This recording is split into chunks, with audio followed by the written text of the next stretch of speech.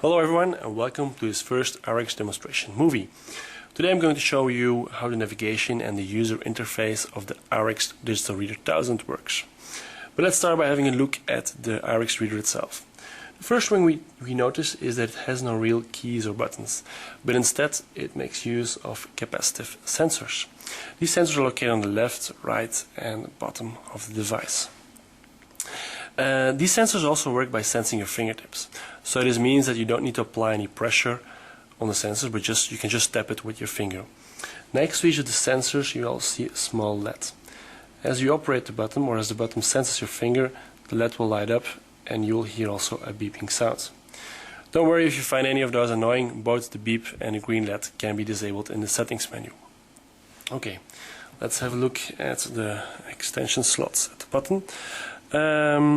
First thing we have here is the SD card slot. Standard comes with a 1 GB SD card, and what you do need to know about the reader is that it has only limited internal memory, and this is used to run the system and the applications of the device. All your files, folders, the iRex companion software and the settings are directly saved on the SD card. This has the advantage that when you remove the card, that all your information stays securely with you and not on the device. Of course, you can also replace this 1 GB card with larger cards, so you can even store more files and folders on it. Next to it is the function extension slot. This is intended for future hardware upgrades. And this is the mini USB connector. The mini USB connector is for connecting your device to your PC or Macintosh using a USB cable, and this way you can charge your device but also transfer files. Next to it is the reset button. Pressing this button will reset and restart the device. Okay, to start up the device you have to press the middle key at the bottom for 2 seconds, a long press, and then you will get a beeping sound and the reader will start up. The complete booting time takes about 45 seconds. Okay, what we see right here is the home screen. The home screen is something you can compare to the desktop of your PC. As you can see, it has a number of icons on it, and these icons are, for instance, documents, settings, help, dictionaries, write pads. In addition to that, you can also add your own shortcuts to folders and files. This way you can easily access folders and files you quickly want to access, and you can also add more to the home screen. Below the home screen you will see a black bar. This is the status area. In the status area you will see a number of icons that indicate the status of the device. For instance, the battery life, the lock if the sensors are locked, and the status of the stylus. Also, if your SD card is almost full, it will be indicated there. In the middle of the status bar you have a triangle, and this triangle is used for bringing up the menu with the stylus and closing the menu.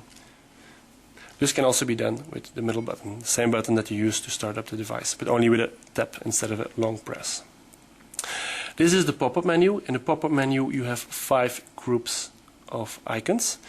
The top 3 are dependent on the type of content or location that you have them open, and the bottom 2 groups are always the same. Okay, let's have a look at the different functions we find in there. In the lower group, General, we will see Home. Home will take you to the home screen. Rotate will allow you to rotate the screen from portrait to landscape and from landscape to portrait.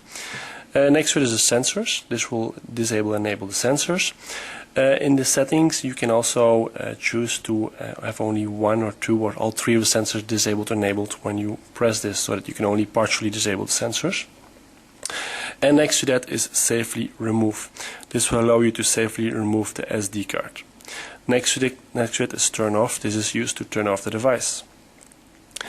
On top of that, a bit more interesting maybe, is the Task Manager.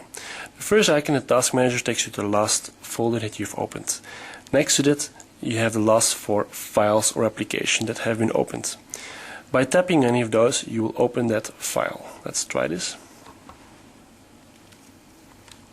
As you can see, it has opened this file.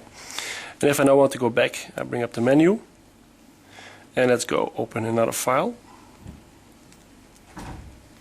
And it will swap to the other file.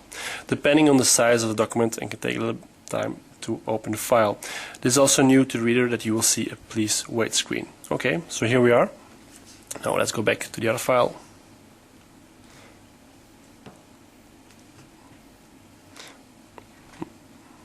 There we go.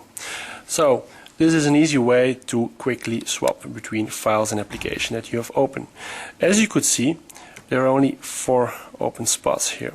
This means that if you open a 5th file after those 4 files, it will close the last one you've opened and add the new one to the list.